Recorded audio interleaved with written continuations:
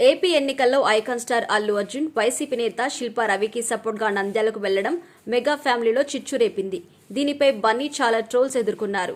ఇక ఈ విషయంలో కొంతమంది ఫ్యాన్స్ అల్లు అర్జున్ కి సపోర్ట్గా మాట్లాడగా మరికొంతమంది ఫ్యాన్స్ బన్నీపై తీవ్ర విమర్శలు చేశారు.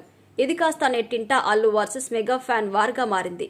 బన్నీపై ట్రోల్స్ ఖండిస్తూ అల్లు ఫ్యాన్స్ మెగా ఫ్యామిలీపై చేస్తున్న ట్రోల్స్ ని ఖండిస్తూ మెగా ఫ్యాన్స్ సోషల్ మీడియాలో కౌంటర్ల యుద్ధమే సృష్టిస్తున్నారు. ఇప్పటికీ అల్లు వర్సెస్ మెగా వివాదం కొనసాగుతూనే ఉంది.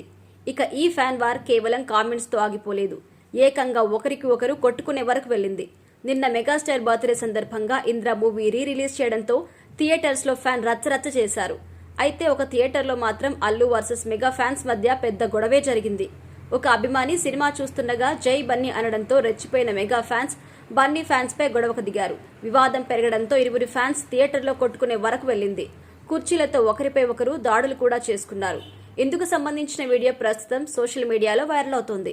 ఇది చూసిన మరికొంతమంది నెటిజన్లు వాళ్లకు లేని బాధ వీళ్ళకేంటి, పని పాట లేక ఇలాంటివి చేస్తారు అంటూ కడిగి పారేస్తున్నారు.